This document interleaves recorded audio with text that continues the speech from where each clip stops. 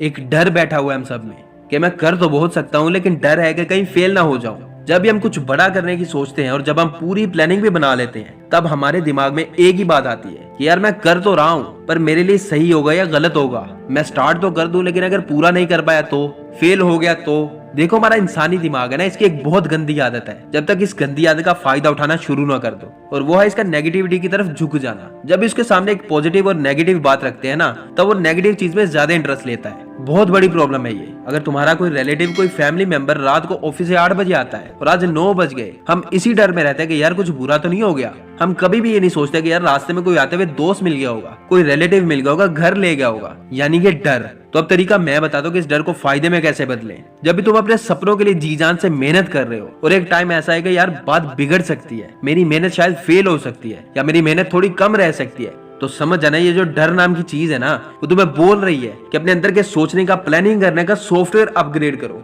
समझना दिमाग की इस इंडिकेशन को। वो तुम्हें रोकता नहीं है, बल्कि तुम्हें वार्निंग देता है कि अब तुम अपग्रेड हो जाओ, तुम्हारा वर्जन पुराना हो गया है। ये जो खौफ है ना दिल में कि मैं फेल भी हो सकता हूँ, ये मैं दिन ब दिन खोखला बनाता जा रहा है। यार मैं ट्राई तो कर लूं, लेकिन मेरे पास पैसे कम है। अगर ये भी चलेगा और फॉर्मूले ने काम भी नहीं किया, तो मैं ना इधर करूंगा ना उधर का। फेल होना बहुत बुरा है, लेकिन ट्राई ना करना उससे भी बुरा है। फेल होने का डर तो थोड़े दिन ही रहता है, लेकिन ट्राई ना करने का पछतावा जिंदगी भर रहता है। जो ट्राई करने से डरता है, वो खुद ही अपने कामयाब होने के चांस खत्म कर देता है। हमारी सबसे बड़ी बहादुरी इसमें नहीं है कि हम कितनी बार फेल होते हैं, हमारी सबसे बड़ी बहादुरी इसमें है कि हम फेल होने के बाद कितनी बार वापस खड़े होकर लड़ने के लिए तैयार होते हैं। डर के सामने अगर कोई उससे बड़ा डर आ जाता है ना, तो छोटे वाला डर अपने आप चुप हो जाता है। मान लो तुम्हें कहीं बाहर एग्जाम देने ट्रेन से जाना है और तुम्हें डर है कि यार पता नहीं पेपर कैसा आएगा, और तुम हाथ में किताब लिए पढ़ रहे हो, तुम्हें अचानक से सुनाई देता है कि ट्रेन 30 मिनट लेट हो गई। अब तुम्हारे अंदर दूसरा डर क्रिएट हो गया कि एग्जाम तो तब दूंगा ना जब ट्रेन आएगी। अब तुम पागलों की तरह इंक्वायरी काउंटर पर जाओगे,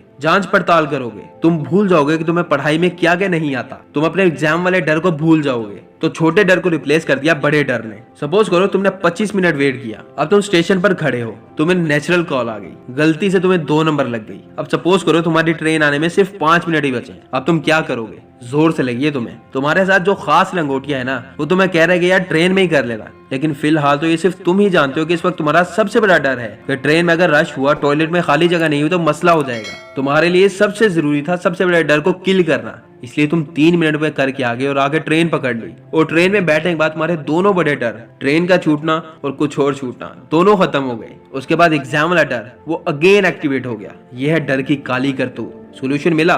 तो अब तुम्हारे किसी भी डर के सामने बड़ा डर कैसे लाओगे? देखो, जब किसी बनी हुई दीवार को हाथ लगाए बगैर छोटा करना हो ना, तो उसके पास एक बड़ी दीवार बना दो, जिसके कंपेयर में उसके पास में पहली वाली दीवार अपने आप छोटी दिखना शुरू हो जाएगी। ये डर है ना, सब दिखावे का खेल है, लेकिन सवाल अब ये है कि किस डर की आप बड़ी दीवार बनाए। ऐसी चीज से डरो जिससे तुम्हें डर तो लगे, लेकिन वो पॉजिटिव हो, जो तुम्हें सिचुएशन से लड़ने के लिए फोर्स कर दे। जैसे कि मैंने कोई काम करना छोड़ दिया और मैं एकदम से बूढ़ा हो जाऊंगा, तो हॉस्पिटल में लेटकर यही सोचूंगा कि उस दिन मैं ना डरा होता तो आज मुझे पछतावा ना होता। पछतावा, बुढ़ापे के पछतावे का डर क्रिएट करना पड़ेगा कि कहीं अगर आज मैंने कोई काम बीच में ही छोड़ दिया, तो जो पछतावा बाद में होगा ना, उसका कोई सोल्यूशन नहीं होगा सिवाय पछताने के। और कैसा पॉजिटिव डर पैदा कर सकते हैं कि अगर मैंने ये काम या पढ़ाई डर कर छोड़ दी, तो शायद इससे बड़ा मौका मुझे नहीं मिलेगा, और अगर तो मिलने की उम्मीद है, यानी फेल होने के बाद भी चांस मिलेगा, तो फिर डर कैसा? चैलेंज एक्सेप्ट करना यार, और इस चैलेंज का सामना करो। यानी कि अब आपके सामने आपका डर चैलेंज बन गया। चैलेंज और डर दोनों की इंटेंसिटी सेम होती है, लेकिन साइन चेंज हो जाता है। चैलेंज एक तरह का पॉजिटिव डर है, वो हमें आने वाली सिचुएशन का डटकर सामना करने की हिम्मत देता है, जबकि डर उससे भाग जाने के लिए बोलता है, और भागना मतलब खुद ही अपने एफर्ट्स को पानी में मिलाना।